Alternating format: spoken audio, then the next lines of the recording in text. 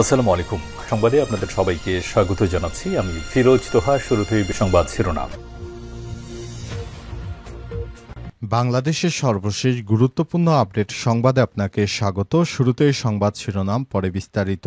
প্রথমে জানাবো, নেত্রকোনায় দুই পক্ষের সংঘর্ষে ইউপি সদস্য সহ নিহত ৩। নেত্রকোনা সদর উপজেলায় পূর্ব শত্রুতার জেরে সাবেক এক ইউপি সদস্য সহ ৩ জনকে কুপিয়ে হত্যা করেছে প্রতিপক্ষ। এ সময় আহত হয়েছে আরও ৩ জন। নিহতরা হলেন দোজাহান মেম্বার ৫৫, নূর মোহাম্মদ ২৮ এবং রফিক। নিহতদের মর্ধ নেত্রকোনা সদর হাসপাতালের মর্গে রাখা হয়েছে। এছাড়াও আহতদের ময়মনসিংহ মেডিকেল কলেজ হাসপাতালে রেফার করা হয়েছে। এরপর জানাবো, নূরের শারীরিক অবস্থার খোঁজখবর নিলেন রাষ্ট্রপতি। গণ অধিকার পরিষদের সভাপতি সাবেক ডাকসু বিপি নুরুল হক নূরের শারীরিক অবস্থার খোঁজ নিয়েছেন রাষ্ট্রপতি মোহাম্মদ শাহাবুদ্দিন চুপ্পু। আজ এই তথ্য নিশ্চিত করেছেন গণ অধিকার পরিষদের উচ্চতর পরিষদ সদস্য এবং সমন্বয়ক আবু হানিফ। এদিকে সুষ্ঠু নির্বাচনের আয়োজনে রাজনৈতিক দলসহ সবার সহযোগিতা দরকার বললেন স্বরাষ্ট্র উপদেষ্টা।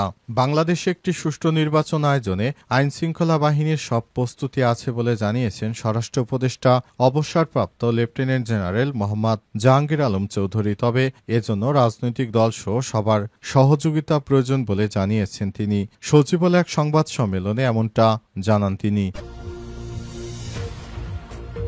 এদিকে ছাত্রদলের সঙ্গে ধস্তাধস্তি রাকসু ভবনের কোষাধ্যক্ষ কার্যালয়ে তালা ভেঙে প্রবেশ করেছে শিক্ষার্থীরা। রাজশাহী বিশ্ববিদ্যালয় কেন্দ্রীয় ছাত্র সংসদ রাকসু নির্বাচনে নবীন শিক্ষার্থীদের ভোটার তালিকায় অন্তর্ভুক্ত করার দাবিতে রাকসু কোষাধ্যক্ষ কার্যালয়ে অবরোধ করে সকাল 9:30 থেকে বিক্ষোভ করেছে শাখা ছাত্রদল। চলমান কর্মসূচির এক পর্যায়ে ছাত্রদল ও সাধারণ শিক্ষার্থীদের মধ্যে ধস্তাধস্তি শুরু হয়। এতে অন্তত 4 জন আহত হয়েছে। পরে শিক্ষার্থীরা কোষাধ্যক্ষ কার্যালয়ে তালা ভেঙে ভেতরে প্রবেশ করতে শুরু করেছে এবং বিএনপির ছাত্রদলের সন্ত্রাসীদেরকে তারা প্রতিহত করতে সক্ষম হয়েছে।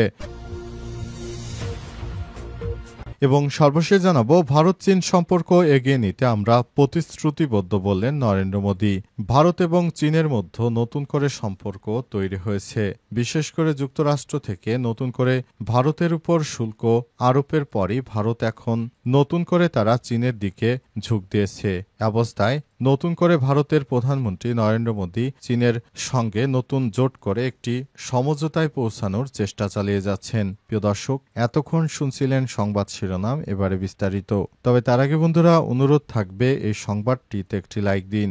এই চ্যানেলে আপনি নতুন হয়ে থাকলে আমাদের সংবাদটি দেখতে দেখতে চ্যানেলটি সাবস্ক্রাইব করে রাখুন। কমেন্ট করে বন্ধুরা আপনার মূল্যবান মতামত জানিয়ে দিন আপনি বিশ্বের কোন দেশ থেকে বা বাংলাদেশের কোন স্থান থেকে আমাদের সংবাদটি দেখছেন এবং শুনছেন। আর বন্ধুরা, এই সংবাদটি আপনার সোশ্যাল মিডিয়া ফেসবুকে শেয়ার করে বন্ধুদেরও দেখার সুযোগ করে দিন। এবারে বিস্তারিত।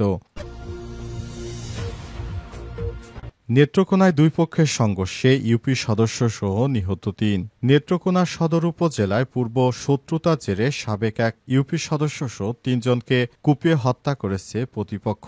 এ সময় আহত হয়েছে আরও ৩ জন। নিহতরা হলেন দোজাহান মেম্বার ৫৫, নূর মোহাম্মদ ২৮ ও রাফি। নিহতদের মরদেহ নেত্রকোনা সদর হাসপাতালের মর্গে রাখা হয়েছে। এছাড়াও আহতদের ময়মনসিংহ মেডিকেল কলেজ হাসপাতালে রেফার করা হয়েছে।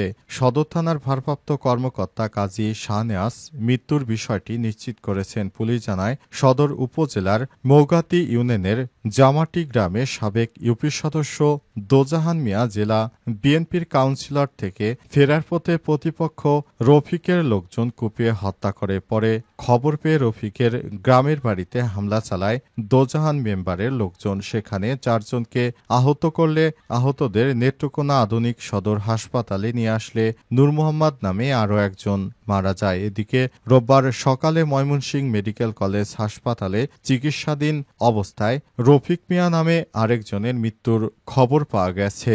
এ অবস্থায় এখনও সেখানে ব্যাপক আকারে সংঘর্ষ চলছে। কোনো পক্ষকেই থামানো যাচ্ছে না। 3 জন মারা যাওয়ার পরও সেই এলাকায় এখনও সংঘর্ষের ঘটনা ঘটছে। শেখ হাসিনা দেশ ছেড়ে পালিয়ে যাওয়ার পরই দেশজুড়ে নানা ধরনের সমস্যা শুরু হয়েছে।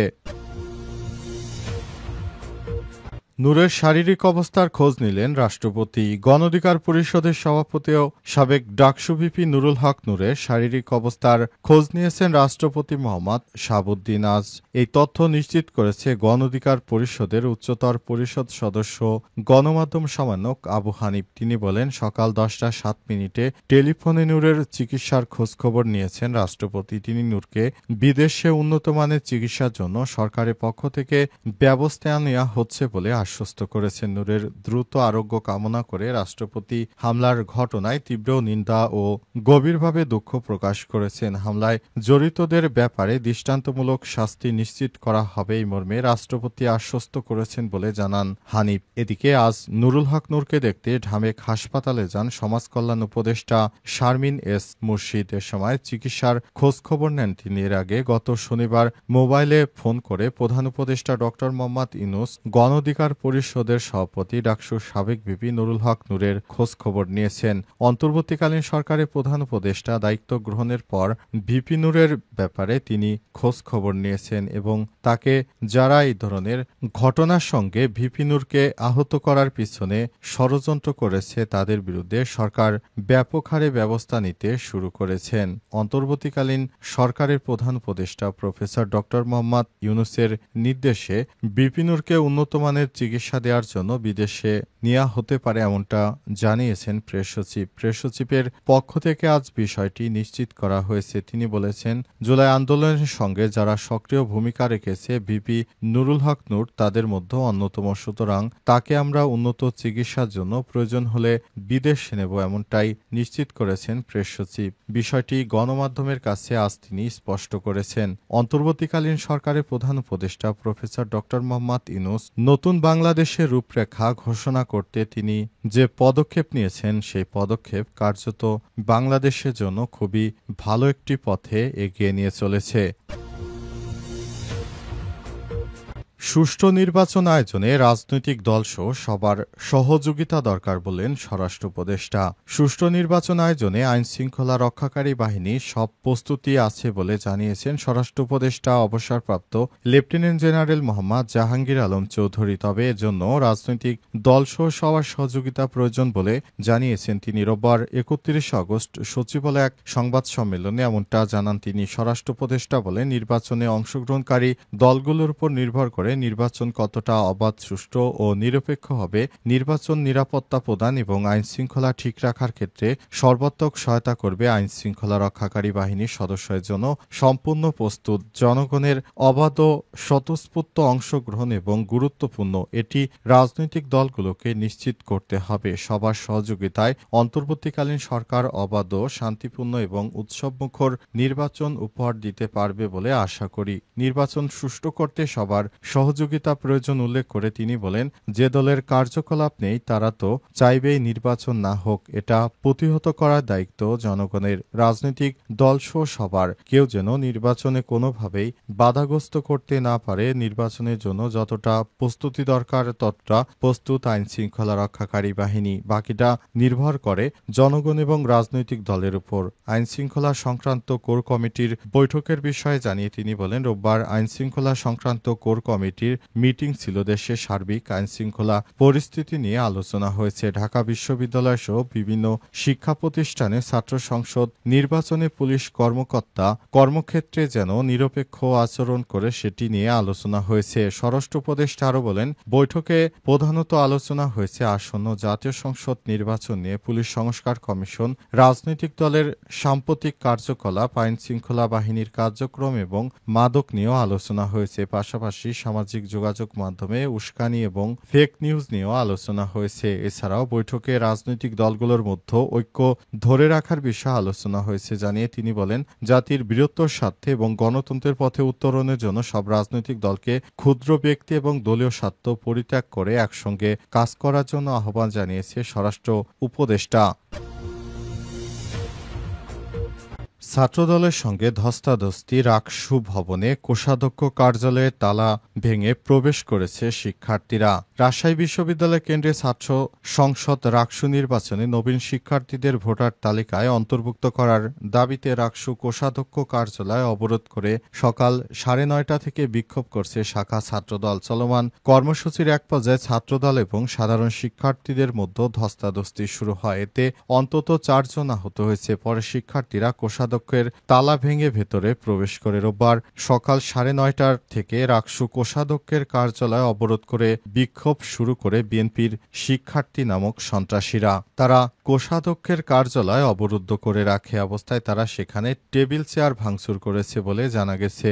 এ অবস্থায় তাদেরকে প্রতিহত করতে সাধারণ শিক্ষার্থীরা মাঠে নামে এবং শেষ পর্যন্ত বিএনপির ছাত্রদলের নেতা কর্মীদের উপর সাধারণ শিক্ষার্থীরা হামলা চালায় এবং এক পর্যায়ে তারা কোষাধ্যক্ষের কার্যালয় খুলে তারপর ভিতরে প্রবেশ করে। এর আগে কোষাধ্যক্ষের কার্যালয়ের সামনে মনোনয়ন ফরম বিক্রি করছিল, তবে সেখানে বিএনপির সন্ত্রাসী গোষ্ঠী এসে হঠাৎ করে সেখানে আক্রমণ চালায় এবং চেয়ার টেবিল ভেঙে ফেলে। এরপরই মনোনয়ন ফরম বিক্রি বন্ধ হয়ে যায় এবং এক পর্যায়ে সেখানের পরিস্থিতি দুই গ্রুপের মধ্যে দফায় দফায় সংঘর্ষের ঘটনা ঘটার পরই পুরো এলাকায় থমথমে পরিস্থিতি বিরাজ করছে। অবস্থায় দুই পক্ষের মধ্যে ধাওয়া পাল্টা ধাওয়া সংঘর্ষের ঘটনা ঘটে এবং শেষ পর্যন্ত শিক্ষার্থীরা বিজয়ী হয়ে কোষাধ্যক্ষের কার্যালয়ে তালা ভেঙে প্রবেশ করেছে।